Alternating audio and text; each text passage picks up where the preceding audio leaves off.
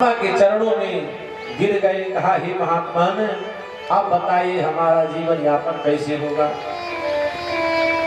या तो आज संतान प्राप्ति का हमें आशीर्वाद दे दीजिए, अन्यथा हम आपके सामने अपना शरीर छोड़ देंगे। बाबा विस्मय में पड़ गए कि किया क्या जाए। जब कुछ बात समझ में नहीं आई तब विचार किया, जो बात दवा से हो न सके वो संत दुआ से होती है। जब संत या भक्त मिलते हैं तो बात प्रभु की होती है।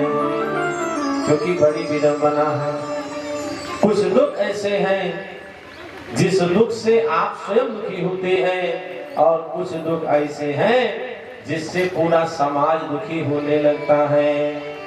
अपने सजन कह दियारी, ससुर कह दुलारी, ससुर कह दुलारी, ससुर कह दुलारी।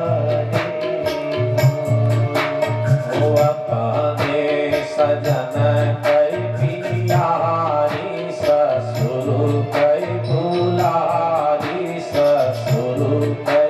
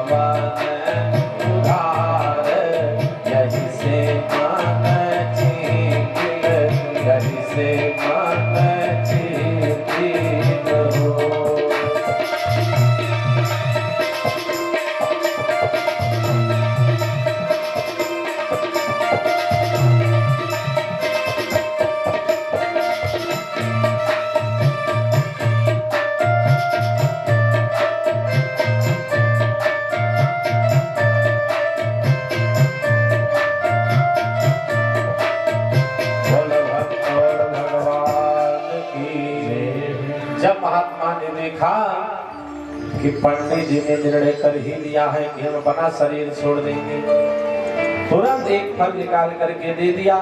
कहा, ले जाओ, इसको अपनी पत्नी को खिला देना। भगवान की कृपा होगी, अगर आपकी देवी जी नियम संयम से रहेंगे तो 1 वर्ष के अंदर सुंदर गुणवान पुत्र की प्राप्ति होगी। पंडित जी फल को लेकर के आए, अपनी देवी जी को दे दिया। लेकिन कोई जरूरी नहीं है कि मालिक जितना बढ़िया है मलकिनी उतनी बढ़िया है। पंडित जितने सीधे थे, पंडिताइन उतने टेढ़े थे। एक पंडित जी थे, पंडित जी जितनी देर कथा बाचे पंडिताइन उतनी देर गाली देती थी। जब कुछ दिन बीता पंडित परेशान हो गए पंडिताइन की गाली से, घर छोड़ के निकल पड़े। जैसे कुछ दूर तक पहुंचे तो पंडित जी क्या देखे कि सामने से ब्रह्म राक्षस आ रहा। तो विचार किया कि घर में तो केवल गाली मिलती है, ये प्रेत अभी हमको निमका देगा। लेकिन जब पंडित जी प्रेत के पास पहुंचे तो प्रेत पंडित जी को प्रणाम किया। जब प्रणाम किया तो पंडित जी को धैर्य हुआ कि जब प्रणाम कर रहा है इसका मतलब इससे हमें खतरा नहीं है। प्रेत पूछा महाराज कैसे कहे क्या बताएं, हम पंडिताइन की गाली से परेशान हो गए इसलिए घर छोड़ के जा रहे हैं। लेकिन आप प्रेत बताया महाराज क्या बताऊं, जहां पे आपका घर है उसी घर के पीछे एक पीपल का पेड़ है, उसी पे हम भी रहते थे। जब तक आप घर में रहते थे तो गाली के साथ साथ कथा वार्ता भी सुनने को मिलती थी, और अब केवल घर में कथा ही गाली ही रह गई है, इसलिए हम भी पीपल छोड़ के जा रहे हैं। पंडित जी कहे भाई आप तो हवा में रहो, एक पीपल छोड़े दूसरा पीपल पकड़ लोगे, बिगड़ी तो हमारी, हम कहाँ जाए। प्रेत का हमारा चिंता मत करो, अगर हमारी आपकी सध जाए तो आप लाखों में एक होंगे। कहा कैसे, कहा हम जिसकी डील पे आवेंगे जब तक आपकी फूंक नहीं पड़ेगी हम डील छोड़वे नहीं करेंगे। कहा ठीक। अब सौदा फिट हो गया। जब कुछ दिन बीता, एक दिन यही प्रेत एक धनी मनी कुल खानदान में एक बिटिया के ऊपर आया। बड़े बड़े ओझा बुलाए गए लेकिन कोई काट नहीं लगी। ना ओझा की ओझाई काम कर रही है, ना सोखा की सोखाई काम कर रही है, ना पंडित की पंडिताई काम कर रही है, ना डॉक्टर की दवाई काम कर रही है, ना वैद्य की वैदाई काम कर रही है। तब तक पता चला कि एक पंडित जी है, अगर फूंक मार दिए पर्यटन छोड़ दिए। अब पंडित जी भी बुलाए गए। संयोग से इन्हीं का प्रेत था, जैसे फूंक मारे प्रेत ढील छोड़ दिया। जब प्रेत ढील छोड़ दिया तो पंडित जी की जय जयकार होने लगी, क्योंकि दुनिया में चमत्कार को नमस्कार है। तो गांव वालों ने पूछा महाराज घर परिवार, पंडित जी झूठ बोल दिए, कहा कुछ नहीं है। तो गांव वाले थोड़ी कृपा किए, कुछ जगह जमीन दे दिए, एक पंडित जी के घर बन गए। कहा महाराज पत्नी बच्चे, कहा कुछ नहीं है, एक तो हम द्वितीयो नाश। तो गांव वाले कृपा किए, एक ब्राह्मण कन्या दे करके पंडित जी के दूसर विवाह करवा दिए। अब पंडित जी विचार किए, जब सब व्यवस्था बन गई तो विचार किए कि जब तक मुसीबत थी तब तक झाड़ते फूकते थे, धर्म था। लेकिन अब तो कोई मुसीबत नहीं है ना, अब झाड़ने फूकने की क्या जरूरत है, क्या जरूरत है, बंद कर दिया।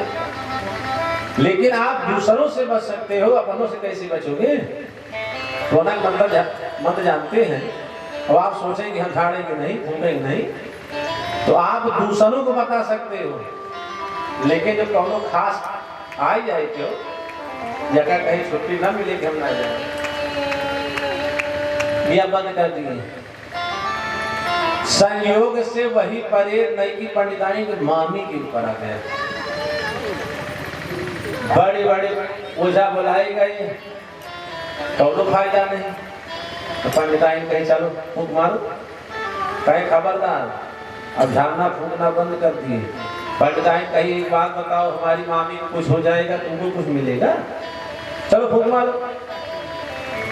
जैसे फूंक मारने के लिए पंडित जी गए, संयोग से इन्हीं का प्रेत था। कहा महाराज एक संदेशा लेकर के आए हैं, कहो तो यहाँ बताओ, कहो तो 4 कदम दूर चल के बताओ। तो पंडित जी विचार किए, ऐसा न हो कौन बोल खुल जाए। तो कहा एक काम करो, थोड़ा बाहर चल के बताना। जब प्रेत बाहर मिला था पंडित जी से बताया कि जे करे डर से तू घर छोड़ा, जे करे डर से तू घर छोड़ा, अरे हमहू छोड़िन पीपर, बस तुहरी में हरिया आवत बात, ले हाथ मामो सर, ले हाथ मामो सर। ऐसा परानी मिल जाए जैसे भूतों पर ये दहशत मार जाए। तो बर भल बास नरक करता था, भल बास नरक करता था, बर भल बास नरक करता था, बर भल बास नरक करता था। दोस्त संग जनी विधाता, दोस्त संग जनी विधाता, दोस्त संग जनी विधाता। पंडित जी लेकर के फल को आए, देवी जी को दे दिया। देवी जी फल, पंडित जी को तो बता दिया मैंने खा लिया, लेकिन फल खाई नहीं, लेकर के चौखट भी बैठ गई। तो माताओं की सबसे बड़ी सलाहकार पड़ोसन होती है। एक पड़ोसन आई, कहा बहन क्या बात है, बड़ी चिंता में दिखाई पड़ रही है। धुंधली बताई, क्या बतावें, हमारे मालिक गए थे जंगल, कोई महात्मा मिले थे, फल दिया है, कहा खा लो बेटा हो जाएगा। कहा बड़ी अच्छी बात है, भगवान की कृपा हो जाएगी। कहा कृपा तो हो जाएगी, लेकिन एक समस्या है। कहा क्या? कहा पंडित जी बाबा ने नियम बताया है कि 1 वर्ष तक एक समय भोजन करना। तो कहा क्या दिक्कत है, थोड़ा कम खाना। तो कहा अगर मैं एक समय भोजन करना शुरू किया तो मैं कमजोर हो जाऊंगी, और अगर कमजोर हो गई तो घर का काम कौन करेगा, बड़ी समस्या है। पड़ोसन ने कहा ये कोई बड़ी बात नहीं है, बनी ननद जब बुआ बनती है तो उनको बढ़ावा देना पड़ता है। एक काम करो, 6 महीना पहले से बुला लो और घर का खूब काम करवाओ, और बाद में बधाई के नाम पे जो हो सके देकर के विदा कर दो। नंदे खुद हो जाए खुश। धुंधली कहा बहन तू नहीं जानती, मेरी ननद महा छोटी है, 6 महीना में तो घर ही साफ कर दी। अरे इससे अच्छा तो कोई नौकर रख लूंगी, इससे अच्छा कोई नौकर रख लूंगी। कहा ये तो बड़ी अच्छी बात, एक काम कर, भगवान का नाम ले ले, फल को खा ले, जो होगा देखा जाएगा। कहा मैं फल को तो खा लूंगी, लेकिन एक बात और बता। कहा क्या? कहा मैंने ऐसा सुना है गर्भवती स्त्री ज्यादा तेज दौड़ नहीं सकती है। कहा सुना तो हमने भी है, और तुझे कहा दौड़ना भागना, तू तो बेड रेस्ट करना। कहा मैं तो रेस्ट करूंगी, कहीं आग लग गई घर में तब, या भूकंप आ गया तब, सब तो भाग करके बाहर खड़े होंगे, मरना मुझे मत पड़ेगा, इसलिए मैं इस चक्कर में पड़ने वाली नहीं हूँ। पड़ोसन ने कहा तू क्या नाम सनाम सोचती है, ये काम कर, भगवान का नाम लेके फल को खा ले, जो होगा सो देखा जाएगा। जब पड़ोसन ने कहा भगवान का नाम लेके फल खा ले, तब धुंधली ने कहा बहन एक बात और बता। कहा क्या? कहा हमने ऐसा सुना है कि सुखदेव जी महाराज अपने माँ के पेट में 12 साल तक रहे। पड़ोसन ने कहा सुना तो हमने भी है। कहा अगर हमारा बच्चा 2-4 साल भी रह गया तो तदामी मरणम भवे, बच्चे का जन्म बाद में होगा, पहले हमारी तेरहवीं होगी। पड़ोसन परेशान होकर के चली गई। कुछ दिन के बाद धुंधली की छोटी बहन आई, इसने और माथा खराब कर दिया। कहा ए बहन, ये बाबा बैरागी दुनिया को घुमाते फिरते हैं, फल खाने से किसी कुछ होता है? ये काम कर, अगर तुझे जरा सा भी विश्वास हो इस फल के ऊपर, तो इस फल को मनी गैया को खिला के देखते क्या होता है। तो कहा मैं तो फल खिला दूंगी गैया को, लेकिन मेरा क्या होगा? तो छोटी बहन ने कहा तू अपनी चिंता मत कर, 9 बच्चे भगवान की कृपा से हमारे पहले से हैं, और 10वें की भगवान की कृपा है। तो बनी चिंता मत कर, अब की जो होगा वो तुम्हें दे दूंगी। अरे माई और मौसी ज्यादा अंतर नहीं होता। कहा जैसे 9 बच्चे हमारे यहाँ रह रहे हैं, वैसे अगर एक बच्चा मौसी के यहाँ ही रहेगा तो बहुत बड़ी बात है, ठीक है। कहा तुम्हारे पति, कहा उनको कुछ धन दे देना, उनका मुंह बंद कर दूंगी। सौदा फिट हो गया। कुछ दिन के बाद अब गाय को फल खिला दिया गया। कुछ दिन बीता, छोटी बहन को बेटा हुआ, रातों रात ला करके धुंधली को दे दिया। धुंधली ने घोषणा कर दिया महाराज हमारे बेटा हुआ है। दुनिया के यहाँ थाली बजती है, पंडित जी के यहाँ परात बनी, क्योंकि पथरे दूर जाती बनती। फिर जिस गैया को फल दिया गया था, ठीक 3 महीना बाद उस गाय से भी एक पुत्र हुआ। आज जब देखने वाले आए तो देखने वाले आश्चर्यचकित हैं। भाग्योदयो धुना जाता आत्मदेवस्य पश्यत धेन्वा बाल प्रसूतस्तु देवरूपी कुटंती कौतुकम। आज सब पंडित जी के भाग्य की सराहना कर रहे हैं कि देखो पंडित जी के हमारे भाग्य उदय हो गए। कहा तो एक भी पुत्र नहीं था, अब देखो गैया ने भी बेटा दे दिया। फिर जिस गाय को फल दिया गया था उससे भी पुत्र हुआ। फिर बच्चों का जातकर्म इत्यादि संस्कार कराया। जब नामकरण की बारी आई तो गाय के पुत्र के कान गाय के जैसे थे, इसलिए नाम गोकर्ण रखा। बोल गोकर्ण जी महाराज की जय। फिर अपने बच्चे का नाम ढूंढ रहे थे, विचार किया हमारा नाम आत्मदेव, तो भैया का नाम रामदेव तो होना ही चाहिए।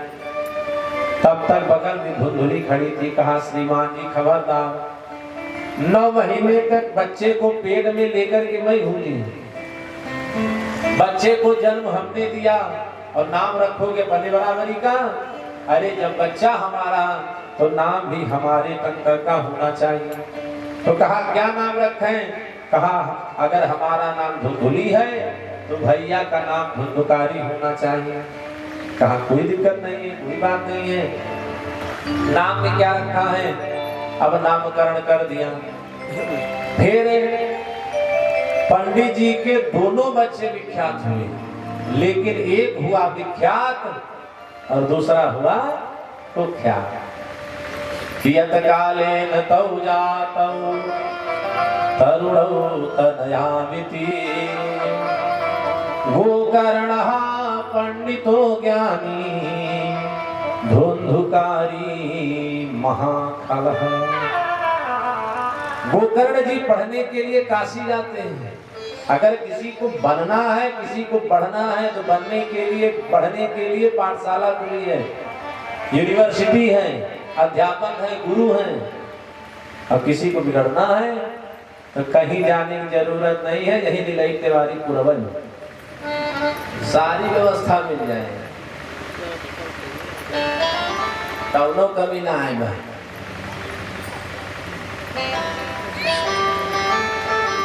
गोकर्ण जी पढ़ने के लिए काशी गए तो ये पंडित हुए। और धुंधुकारी भैया कतो नहीं गए, निलई तिवारी पुरवे 5 किताब पढ़ लिए। ठोकनी पियनी सुंघनी जतनी नशा हुआ था सब सीखे।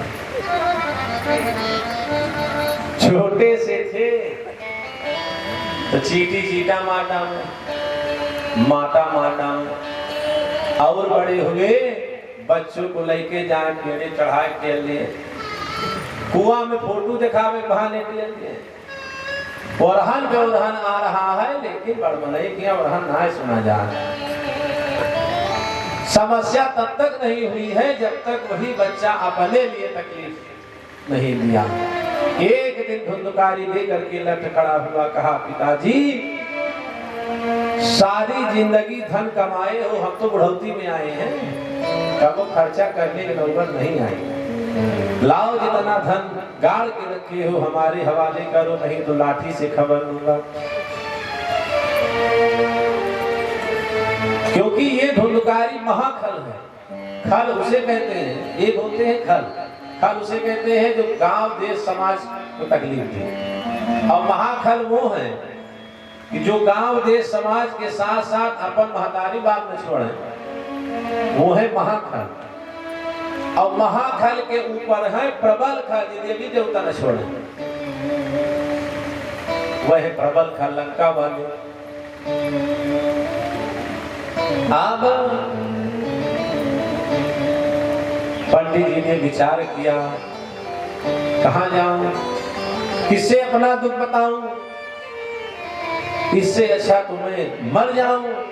गोकर्ण जी ने देखा कि पिताजी की चित्तवृत्ति फिर से मरने की ओर जा रही है। बुलाया, कहा पिताजी आप पहले भी मरने जा रहे थे, क्यों मरने जा रहे थे? कि हमारे बेटा नहीं है, और आज आप फिर मरने जा रहे हो कि हमारी बेटा क्यों है। तो हे पिताजी, आपको सुख मिला कहाँ? आप पहले भी दुखी थे और आज भी दुखी हैं। हे पिताजी, ये संसार ही दुखालय है। असारहा खलु संसारो दुख रूपी विमोह कहा, सुतम कस्य धनम कस्य स्नेह ज्वलितम निशम। हे पिताजी, जैसे कोई कपड़े की दुकान पर जा करके पैरासिटामॉल मांगता है, उसी प्रकार ये संसार है। संसार स्वयं ही दुखालय है और इसी दुख रूपी संसार में व्यक्ति सुख की कामना करता फिरता है और सारा जीवन बीत जाता है, लेकिन सुख की प्राप्ति नहीं होती है। तो कहा गोकर्ण, मान लो कोई सुख प्राप्त करना चाहे तो सुख प्राप्ति का साधन क्या है? तब बताया देहि श्रीमांस रुधिरेभिमति त्यजत्वम् जाया सुतादिषु सदा ममता विमुञ्च पश्यानिशं जगदगं क्षणभङ्गनिष्ठं वैराग्यरागरसिको भव भक्तिनिष्ठः। हे पिताजी, सबसे पहले इस भाव को छोड़ दीजिए कि मैं, और दूसरा जो धुंधकारी और धुंधली के प्रति जो मोह है ये हमारे हैं, इसका मोह त्याग दीजिए और संसार को स्वप्नवत देखिए। जैसे स्वप्न जो देखा जाता है कि स्वप्न में आप कहां पहुंच जाते हैं और आंख खुलती है तो आप चारपाई पर रहते हैं, उसी प्रकार इस संसार को स्वप्नवत समझिए कि जब तक आंख से बढ़िया है, आंख से दिखाई पड़ रहा है, सारा संसार बड़ा बढ़िया है, लेकिन मुंह न हुआ आँखी कटा कुछ नहीं, आंख बंद हुई, सारा दृश्य लुप्त हो गया, कहीं पर कुछ नहीं है। और हे पिताजी, आज तक आपने अपना जीवन राग में व्यतीत किया, कोई फायदा नहीं हुआ, इसलिए हमारे कहने से आप एक बार वैराग धारण करके देख लीजिए, मजा आ जाएगा। तो कहा वैराग के लिए हम क्या करें? तो कहा सबसे पहले धर्मम भजस्व, आप अपने धर्म का अनुसरण कीजिए और अपने धर्म का पालन कीजिए। त्यज लोक धर्मा, अन्य सांसारिक धर्मों को छोड़ करके अपने धर्म का भजन कीजिए। सेवस्व साधु पुरुषान जहि काम विश्राम, संतों की सेवा करो, गुरु की सेवा करो, ब्राह्मणों की सेवा करो, लेकिन कामना रहित होकर के। गुरु की सेवा इसलिए ना की जाए कि गुरु बाबा जाते समय आश्रम हमारे नाम कर देंगे। संत की सेवा इसलिए ना किया जाए कि संत जाते समय कौनो आशीर्वाद दे देंगे, जैसे नौकरी चाकरी सब बढ़िया हो गया, अरे जो कृपा देनी होगी संत स्वयं देंगे, आपको मांगने की जरूरत नहीं है, लोभ लगाने की जरूरत नहीं है। फिर अन्यस्य दोष गुण चिंतन मासुक्वा, एक दूसरे का गुण और दोष देखना बंद कर दो। सेवा कथा रसमहो नितां, संतों की सेवा करो, भगवान की सेवा करो और भगवान की कथा और भगवान का भजन श्रवण करते रहो, जिससे उद्धार हो जाएगा। यही पर आत्मदेव को ज्ञान होता है, घर छोड़ करके निकल जाते हैं। दशम स्कंद भागवत का पाठ करने से पंडित जी का उद्धार हो गया। बोल भक्त और भगवान की जय। जब पंडित जी जाने लगे, धुंधली से कहा देवी आप भी चलो, कहीं हम अपने भैया को छोड़ के नहीं जाऊंगा। यही पर धुंधली से गलती हो गई, क्योंकि पत्नी की सदगति सदैव पति के चरणों में है। अगर धुंधली आत्मदेव के साथ गई होती तो जैसे आत्मदेव का उद्धार हुआ है वैसे पंडित में उद्धार हो जाता है। लेकिन ये पुत्र के मोह में घर में रुकती हैं और परिणाम क्या होता है कि एक दिन यही धुंधकारी लेकर के लठ अपनी माई के सामने भी खड़ा हुआ। कहा माता जी सारा धन जो गाड़ के रखी हो हमारे हवाले करो, नहीं जलती लाठी से खबर लूंगा। धुंधली ने कहा बेटा 3 दिन का समय दे दो, हम धन खोल के ला करके दे दूंगी। और जाती है रात्रि में कुआं में कूद करके अपना शरीर त्याग दिया।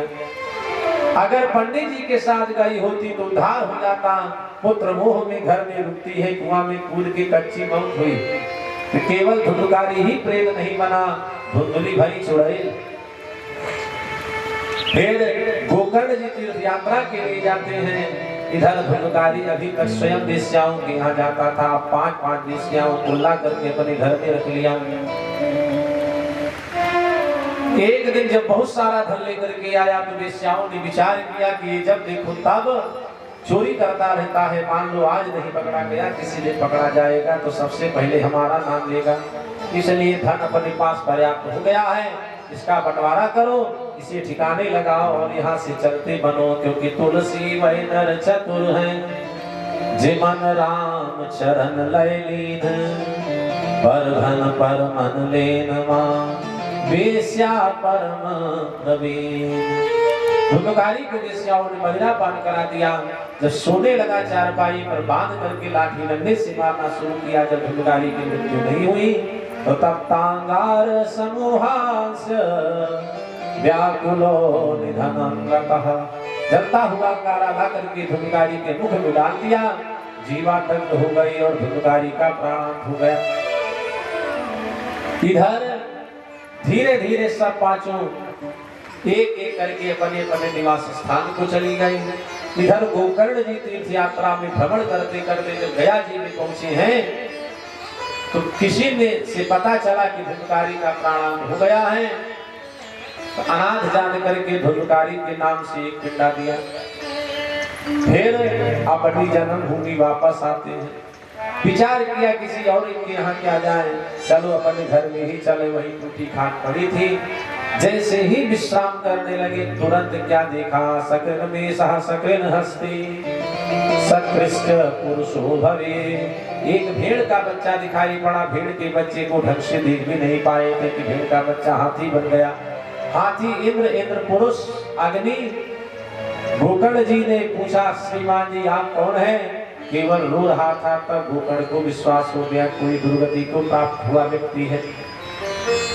तीर्थों का जल लेकर के जैसे ही अभिमंत्रित करके सीधा मारा, तुरंत धुंधकारी बोल पड़ा, अहं भ्राता त्वदीयोऽस्मि धुंधकारीति नामतः, स्वकीयेनैव दोषेण ब्रह्मतं नासितं मया। हे भैया, मैं और कोई नहीं, आप ही का भाई धुंधकारी है। हे भैया, आज जो भी कष्ट में पा रहा हूँ अपने स्वकीय कर्म का फल भोग रहा हूँ। काहू न को सुख दुख कर दाता, निर्कृत कर्म भोग सब भाता। तब गोकर्ण जी ने कहा, धुंधकारी आपके उद्धार के लिए हमने गया जी में पिंडदान किया, तो क्या उससे आपका उद्धार नहीं हुआ? धुंधकारी कहा, हे भैया, एक पिंडदान नहीं, अगर सैकड़ों गया श्राद्ध करेंगे तब भी हमारा उद्धार नहीं होगा। अगर आप हमारा उद्धार चाहते हैं तो कोई और उपाय ढूंढिए। प्रातः काल का समय हुआ, धुंधकारी के उद्धार का उपाय गोकर्ण जी ने सूर्य भगवान से पूछा, तो सूर्य भगवान ने साफ साफ स्पष्ट कर दिया, श्रीमद्भागवतान मुक्ति सप्ताह वाचनम कुरु। हे गोकर्ण, अगर आप अपने भाई का उद्धार चाहते हो तो अपने भाई के उद्धार के लिए श्रीमद् भागवत की कथा श्रवण करो। अब गोकर्ण जी विस्मय में पड़ गए कि हमारे मुंह तो है, कथा तो हम कह सकते हैं, लेकिन कथा में जो व्यवस्थाएं लगती है वो कौन करेगा? तो गांव वाले मदद किए, कोई व्यासपीठ की व्यवस्था किया, कोई पूजा पाठ की व्यवस्था किया, एक वैष्णव ब्राह्मण को यजमान बनाए। अब कथा तो आरंभ हो गई। जब धुंधकारी आता है तो हवा के रूप में आया। विचार किया कहाँ बैठे, अभी यहीं पर एक गद्दा बिछा दिया जाए और बता दिया जाए कि रेत का गद्दा है, तो विश्वास कीजिएगा उसके एक दो हाथ चारों तरफ कोई नहीं बैठेगा।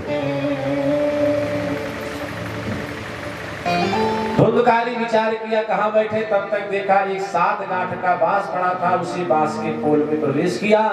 जब एक दिन की कथा विश्राम होती है, पहले दिन की कथा, तो एक गांठ फट जाती है। पहले दिन पहली गांठ, दूसरे दिन दूसरी गांठ, इसी प्रकार 7 दिनों में 7 ग्रंथियों का विभाजन करके धुंधकारी चतुर्भुज स्वरूप में प्रकट हुआ। बोल भागवत भगवान की, भक्त और भगवान की। आज चतुर्भुज स्वरूप में प्रकट हुआ। तब गोकर्ण जी ने पूछा श्रीमान जी आप कौन? काहे भैया मैं और कोई नहीं, आप ही का भाई धुंधकारी हूँ। तब कहा धुंधकारी